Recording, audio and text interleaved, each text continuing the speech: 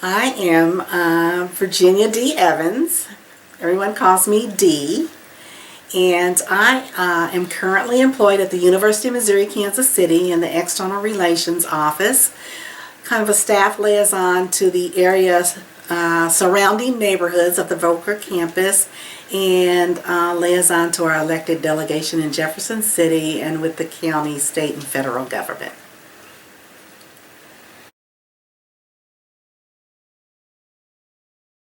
The boundaries for Beacon Hill are from 22nd Street to 31st Street, Paseo on the east, and Truce on the west. During the 1998 redevelopment project, we adopted Flora Street at 25th Street and Flora to 26th Street.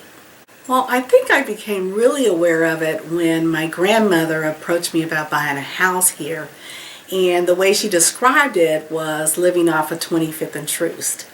And I was very reluctant at the time. I was living in Shawnee Mission, Kansas, and I was like, no, I'm not going to live on 25th and Troost. However, I did know that my parents were at least my mom was very familiar with this area because the minister of her church lived at 26th and Tracy. And so I finally came down, took a look at the house, and my grandmother explained to me that she was selling the house because she was executor of the estate of the previous homeowner that built the home in 1941. And when I saw it, I fell in love with it, and that's how I ended up here for now some 41 years. My neighborhood of origin is in the Oak Park neighborhood, or a lot of people know it as Palestine neighborhood as well. They kind of sit in together, which is right off of 35th in Indiana. And of course, you know, Central High School sits at Linwood in Indiana, which is 32nd Street. So we were just a few blocks from my high school. And I went to Stanford B. Ladd Elementary School, which was at 36th and Benton. So we walked to elementary school, and you met neighbors from 35th in Indiana all the way over to 35th in Benton. I mean, you knew families. You know, I can remember getting home one day from school, and my mother asked me how was class and how was school today, and a neighbor had already called her and told her I went home the wrong way. I went the opposite direction that neighbor on Benton would see me walk home. You know, so that's the joy and the connection about neighborhoods, and I think that's the way it should be today. We should be able to know who our neighbors are, support their kids if we see them walking down the street. You know, I mean, I think it has a lot to do with crime. We don't know our neighbors, and that, you know, those things back in those days, some of those things need to be repeated today.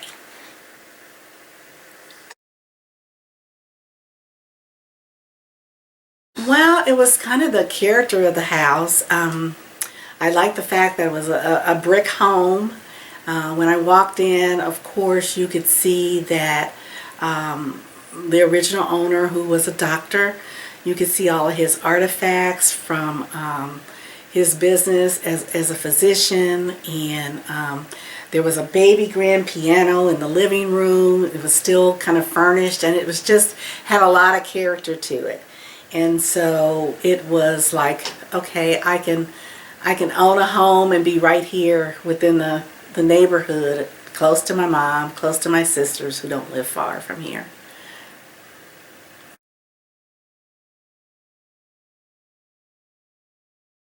His name was Royal and Maisie Fleming.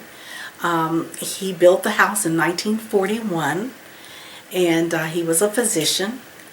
And they moved here from Sedalia, Missouri. And some of the old pictures that I've got of the home and some of the design plans for the house talk about how he traveled. And when he went to other places, he replicated a lot of the home and a lot of the landscaping around the home with all the trees and the bushes and holly trees out back and walnut trees and hedges from what he had seen from his travel. The blocks were full of home and home ownership. They were large brick homes with large front porches from on the Tracy and Forest side in West Passaic from 27th Street to 22nd Street. They had backyards, large three-story homes. There were some smaller scale homes built up on the West Passaic, which you'll see to the kind of to the north of my home. But they were, you know, very large, just beautiful.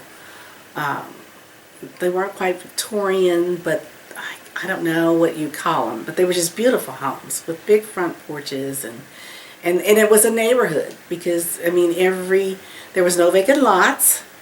It was a neighborhood. Kids, you know, my daughter was playing around the corner. She could walk around the corner and play with other neighbors' children.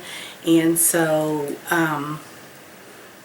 you could tell that it was a thriving neighborhood.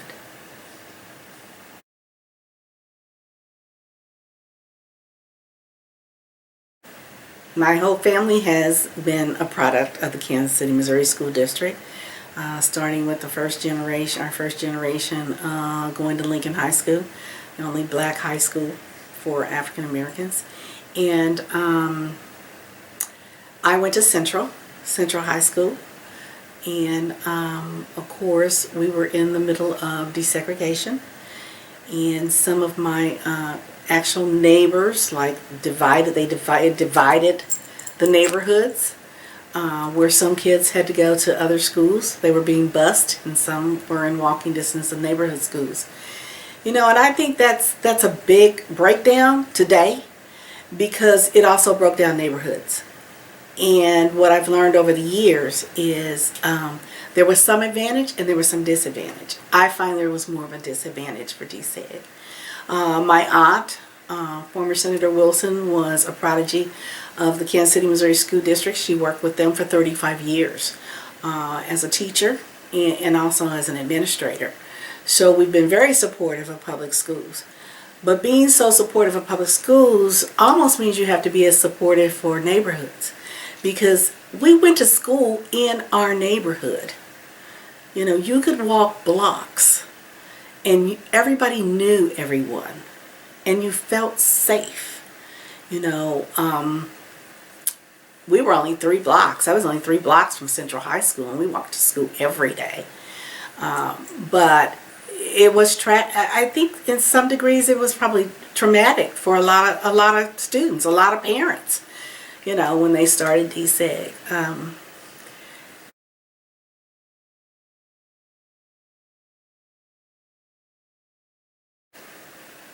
After DSEG was, while it was going on, we were going through civil rights movement. That was happening. I can remember that really well. I was actually a shampoo girl in a beauty salon on 31st and Wabash at the time when the riots started, and which now is the corner where Lucille Buford Library is. And I remember, you know, the riots. I remember walking out of school. I was just in junior high school then, and walking out of school because we couldn't get off of Martin Luther King. And so growing up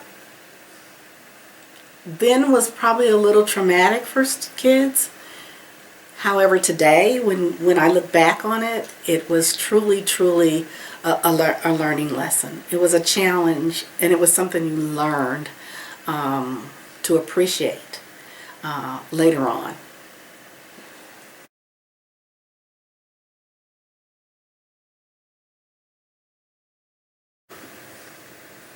My family is a long family of educate. I'm not a first generation college student, I'll put it that way. My grandparents attended Lincoln University, and we have 5 generations that attended Lincoln University and graduated from Lincoln University. I was in school at UMKC, and my last semester I did not complete and had 15 hours left to complete. But I went back 25 years later and got a degree from Ottawa. And I've always been community engaged. but I've also had the opportunity to work in a few other fields. My sister, who is a physician, she's a family medicine physician, moved here in 1980 and opened her private practice. So I became her office manager. My cousin was a lab tech. Another cousin was, I think she was the office manager. And I did that for a while and then went on to Blue Cross Blue Shield. Left Blue Cross Blue Shield and went to Spoke Ridge Geriatric Center. I was there like 11 years. But met a lot of people from our neighborhood and community that were placing individuals in nursing facilities. Really understood the process for that. And after that, I ended up going to the Blue Hills neighborhood, where St. Therese Church had an initiative to open a computer center. And it was when computers were really becoming the thing. And so they had funds to open a center on 58th in Michigan. And it was called InTech, Neighborhood Technology Center. And I was asked to be the executive director. And I did that. Teaching residents how to do job searches online, fill out applications, seniors how to use the computer to look up Medicare and Social Security information, a lot of, computer training. So I worked there in the Blue Hills neighborhood doing that. And in 1998, I ran for Jackson County Democratic Committee woman. And did that, and what that means is that I'm elected, and I am elected for the 2nd Ward, and have been now, and it will be 24 years as committee woman. And I have right now about 7,500 registered voters within the 2nd Ward. And what that means is, as a ward committee person, you really try to reach out to those registered voters and talk to them a little bit about the voting process, what's important, what's coming up, what are the issues that impact you daily. My biggest focus is voting in the local elections, because those are the ones that do impact you every day, not just when it's a presidential election. And so I ended up going and doing a fellowship at Rutgers for Women in Politics Center. And that was exciting. And I did that fellowship and continued my political work, if you must say, with Freedom Inc. And then I became campaign committee woman for Yvonne Wilson when she ran for the House and the Senate. So that pretty much, after she won her Senate seat, got me to UMKC in Community and Public Affairs. And with all of that community experience and being in the neighborhoods and working, in the political arena, pretty much landed the job that I really just loved. And a few years later, kind of transitioned over to external relations. We did a lot with our elected officials. But I also staff 8 neighborhood groups out on the Boca campus. So I'm still involved in the job that I do, and in the work that I do outside my job is neighborhood and the building relationships with elected officials.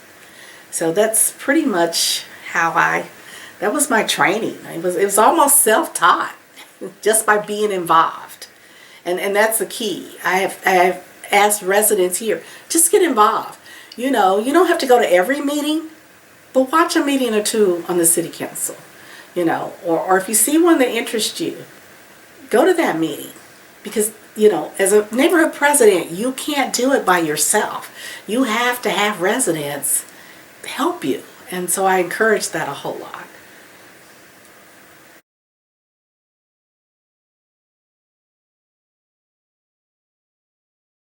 What I saw in the early 70s, late 60s and early 70s, were when families in Kansas City were being displaced because of the 71. And those were a lot of my classmates and friends who were, given the opportunity to move to what was called then the suburb to Grandview. And so when that trend, of course, started in the 70s, late 60s, early 70s, I was in high school. And so that moved right on up into the 80s, because if you know that parkway wasn't built for another 50 years. So when I moved into Beacon Hill, that is when things really started to move on all of those plans that were created long before I was really involved in neighborhood work. Yeah, and it had been cleared for some 30, 40 years. It had been just clear land. There were no, now I can look out my living room window and actually see 71. Since I have the lots across the street, I can actually see and hear the traffic. So when they started some of that construction on this north end of 71, we could hear that happen. And we found foundation. The foundation began to change in the houses, I'm sure, because they began to change in my house, just from the blasting and all the work that was going on to put in 71. So yeah, we were here most of the time they were putting it in on this north end.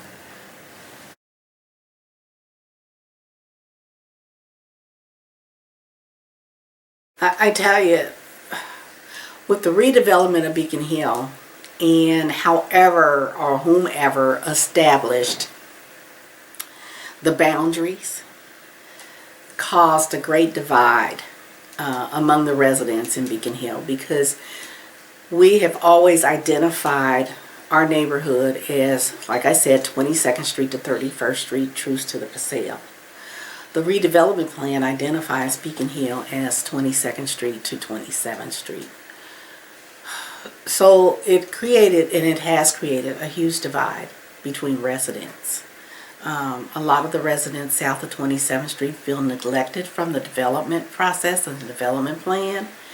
And at one point in time, when the homes really started getting put in and people were moving in and building these new urban style homes, our residents south of 27th Street were saying, well, now you guys live on the rich end of Beacon Hill, and you guys get everything, and we don't get anything.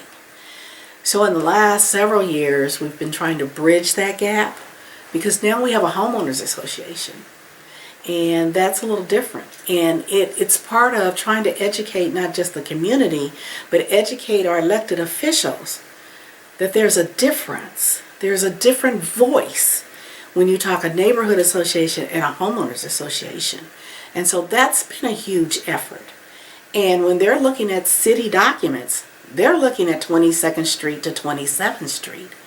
So it's a constant process to educate our elected officials about, here's the needs we have in Beacon Hill.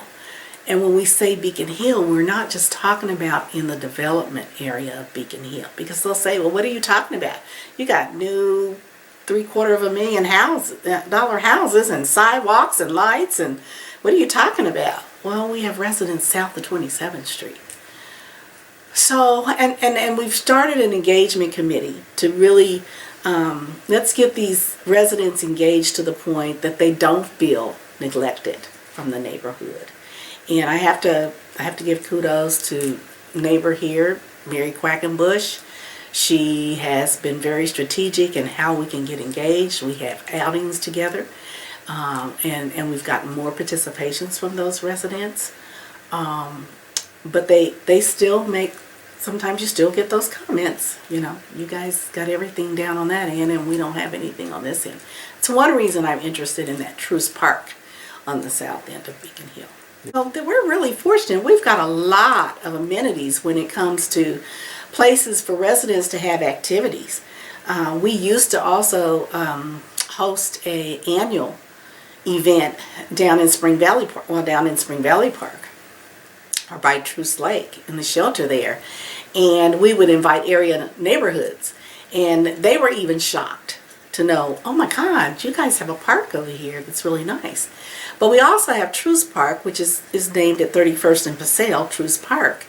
And looking at that park and looking at the housing stock south of 27th Street, it is still maintaining and sustaining those homes there. Now, the value of them have really increased. One just sold there the other day for $500,000. And there are more children in that neighborhood as well. But I think we need to have the amenities in that park so that it's getting utilized by everybody here in Beacon Hill and by other residents in the city. So that really interests me right now. I know that some other people have plans to do something else with that park, but I like to see it stay where we can have walking track and, you know, maybe a small shelter where people can, and we can all gather there as residents in Beacon Hill. Yeah, thank you.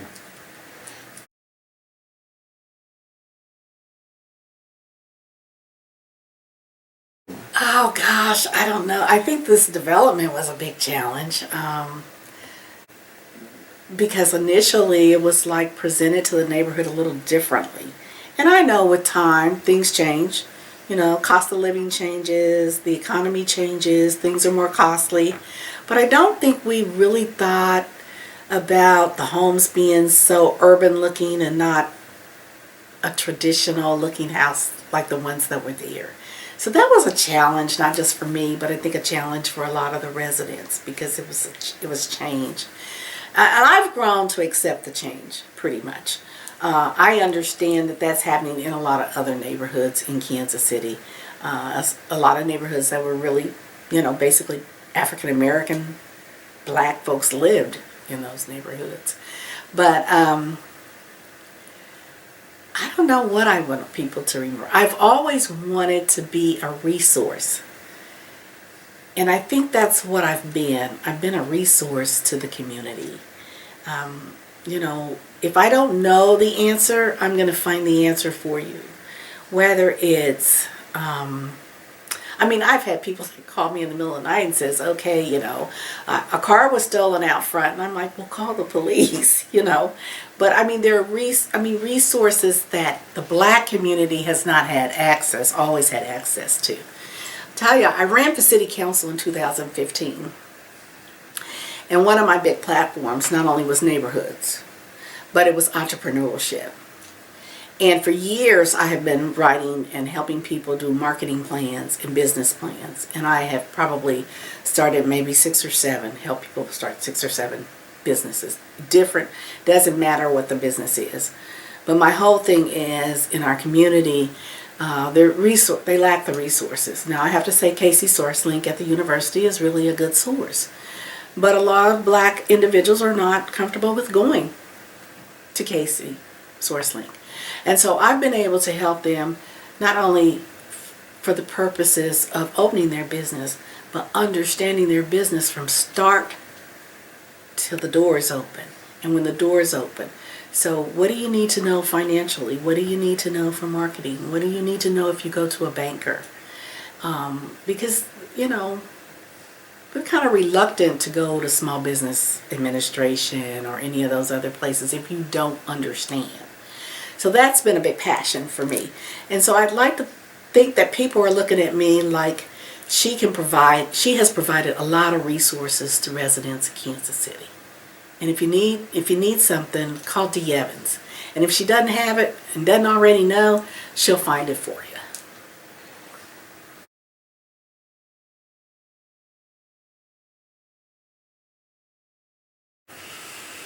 Oh yes, I have a story. I'm going to tell you, when I went back to school to get my degree, and I got it in business administration and accounting at Ottawa University. And I think that's really when the civil rights light bulb went off for me. I had an advisor. I was doing pretty well. You know, I was working full-time, family, you know, but I was going to 110th Street 3 times a week, taking classes. And I had an advisor, and we got right up to right up to graduation pretty much. You had to do the last paper that you had to do for to be reviewed by a full board, and then, you know, you were given your diploma, whatever. And so I had picked the topic. At that time, Medicaid was a big thing in the state of Missouri. And I had actually been to Washington, D.C. to testify on behalf of seniors and keeping them in their homes before nursing home. So I did mine on Medicaid expansion. And I got to my last 2 weeks before graduation, and my advisor said 3 of my credits did not transfer from UMKC. Well, I was like devastated, and this was going to keep me from graduating. So, well, I'll tell you what. You can watch these 5 films and do me a 5-page paper on each, and that'll make up for the 3 credits. I'm like, oh God, 2 weeks. How am I going to do this? Okay, but I did it. But the movies were horrible. They were very old, ancient movies that demoralized women. And I was like, why is he got me watching these movies? And the last one I had to watch was Malcolm X. At the time I had a perm in my hair. And I went and I poured some vinegar in my hair and came back with a natural. And I changed my paper in a week from this Medicaid structure to has Ottawa University prepared blacks for the workforce. And I did this whole new research and everything for the that last 3 days to turn this paper in and got my diploma. But I did get a call from the president of Ottawa who said, can we share this paper with every faculty member and staff member here? So it wasn't all about race. Some of it was, him being sexist. But it hit me as a civil rights moment, Mm-hmm. Yeah. And I have a hair story because I wore my hair in different ways because, all you saw on TV was the June Cleavers, the Lucille Balls, the white women in the households. In my era, you didn't see TV shows that showed black women. So my hair looked like Farrah Fawcett and, Joan Fonda, and then I moved into an afro, then I moved into little short pixie cuts. So I have a full history about my hair, and being discriminated against, and it's funny when you're fair-skinned African American and your hair is not, I guess what would be called kinky, you're looked at a little differently among the white race than you are if you were dark skinned. And I've experienced where it's like I'm the only black in the room, but I'm not looked at as the only black in the room. So, oh yeah, and I'm sure there are a lot of subtle moments that I've been discriminated against. Yeah.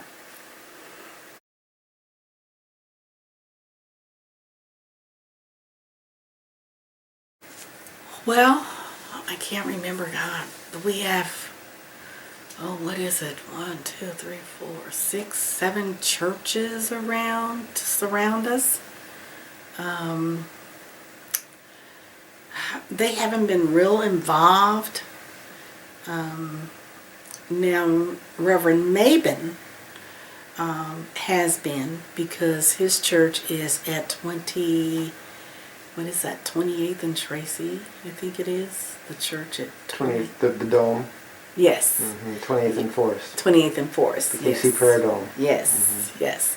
Reverend Mabin. And I think there's a small strip of the street up there that's named after Reverend Mabin. And he was very involved in the neighborhood as one of the institutions. But now we have a lot of new institutions. You've got the Kansas City Public School District. You've got MCC, Metropolitan Community College now and is building along the Troost Corridor. And since we include the east side of Troost in our neighborhood association, we have a good relationship with them. Amethyst Place, the director attends our meetings. We're right now in discussion with Kansas City Public School District about a development parking lot at 29th and Forest. So we do have a good relationship. We're creating those relationships with those institutions down the Troost Court, because that's where they are. And they've been invited to our monthly meetings. Yeah.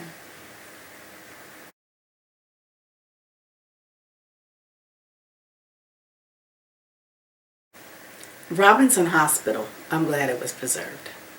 It had been vacant 30 years. And when I moved here later on, oh God, we talked about the haunted hospital.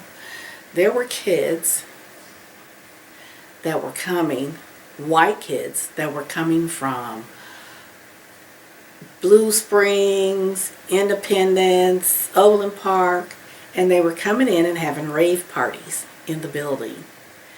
And we would call 911, and they would come out and they'd say, well, we really can't do anything because it's private property, and we have to have the owner has to, tell us whatever. And this was occurring like nightly. And then they were parking down in the neighborhoods, like down on Tracy and Fortis and further down 26th Street, and they'd be walking up. And then you would hear them. And one funny story, one night we had called and the police came and they were running everywhere. And one kid got left by his friends. So he knocked on my neighbor's door and he said, I need to use the phone. I got to call my mom. I got to come off my mom. And my neighbor was like, so what are you doing over here? Does your mom know you're over here? And he's like, well, no, but my friends left me and I gotta call my mom. So she lets him use the phone. Well, in the meantime, his friends are driving back down West Paseo. I guess they're looking for him. He was relieved and ran off her porch and into the car and was gone. But I'm glad to see the preservation. I wasn't too joyous about it at first. Herman Johnson and I talked about it had no significance to the black community that's set right here. And African Americans weren't allowed to even, go to the hospital. They had the small facility right next door where they had some staff that lived. And they built the back doors to the neighborhood, to West Paseo. And so we weren't really, we were very reluctant. Unfortunately, Mr. Johnson passed away in the middle of that fight with me, and it was almost like I was a lone soldier. But once I got in there and talked to residents, and I've seen it, I think it was probably the better choice was to have it, have it redone. And they have their own issues up there as residents, but we like to include them in Beacon Hill as well. I don't know if there's some that are tore down. I probably can't even remember. I just know that some of those old houses, some of them just really could have been saved. I'm sure. I'm sure maybe they had a lot of foundation work that needed to be done, and all old houses do, but I just really think that a lot of houses that were torn down could have been preserved. And you're talking about mostly along Forest. Forest and Tracy. Yeah, Forest and Tracy. Yeah, we have a few on Tracy that are still there, but yeah.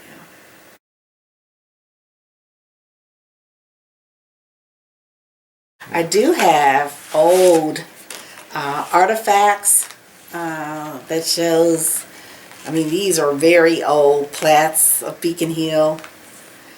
A lot of other historical artifacts that I have, that are boxed away from 1974 are here and in my basement. So I'm hoping that we can get all of those kind of digitized and put somewhere very securely so that when students do, and I'm very, very interested in making sure students have access to history of Kansas City, because my family is a Kansas City historical buff.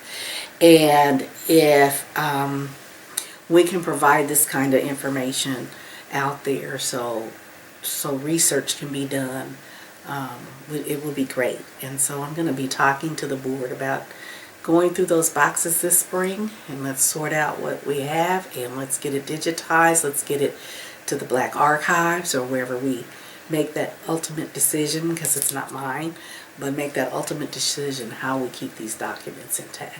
I see I have a lot of documents that were given to Mr. McFeeters, you know, during his tenure, some from the House of Representatives.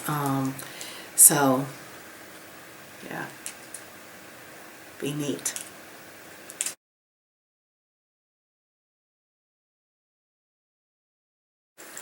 Well, I think when we had our center, that made a huge difference, because we had something was always happening at the center, at our neighborhood center. And I mean, from workshops, sales, you know, something was always happening. So you always saw your neighbors. You saw your residents on a regular basis, because at any time we could go down to the center and there was always something going on. Since the center has not been there, we really have not been able to engage that way. We've been meeting in Central Patrol now, oh God, almost 20 years. And so we don't have a space of our own where we can bring residents together. And so that's been a huge issue. Just recently, last year, we were approached by the city. The development plan called for a new space, new lots, to rebuild a center. Well, the city, you know, well, we don't have the money, but you got the lots. Well, they just recently came to us and said, you know, well, we would like to zone these residential now and complete this block. And you know, my first thought was, okay, so now we don't have any lots for a community center, which is what we're trying to get back to in order to get all our residents engaged. I think that would pull a lot of even the residents out of West Paseo. Senior living would come down and take advantage of some of the programs that we could do in a center. So my thought was, you know, that makes sense though for you all to want to complete that block with a couple more houses, and it would be, you know, all residential. But there's some lots up here in West Paseo that are owned by the Homeowners Association, and I think that would be a good idea. What about a lot over there for a community center? And I approached the Homeowners Association, and we had a couple of conversations with their board and a few people, and we got together, and then we got together with the city, because I'm saying to them, we're not going to okay the zoning unless we can come up with some options. And so we got with the city, we met with them, and we entered an MOU with the City of Kansas City Neighborhood Housing Services, with Beacon Hill Homeowners Association and Beacon Hill McFeeters Community Council, that, you know, looking at the lots across the street were viable. Yes, right here on the 26 in West Paseo. And that that might be a viable place to put a community center.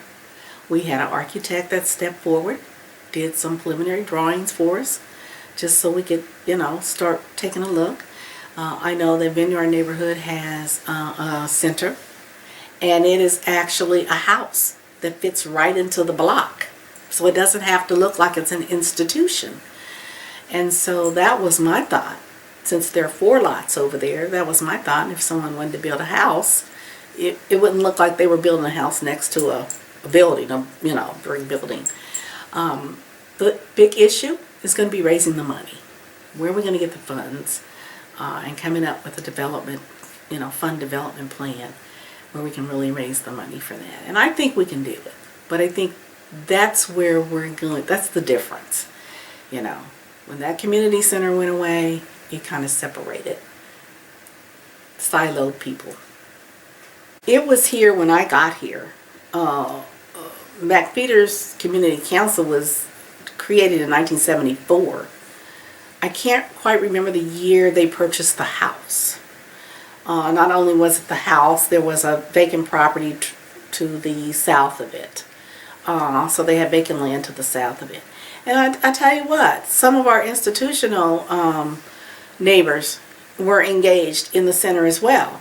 Welcome House, which is where men are for rehab. And they would come down and engage in helping whatever we needed. So for instance, when we needed a handicap ramp, they came down and actually built it for us. You know, so it was a place where everybody could gather.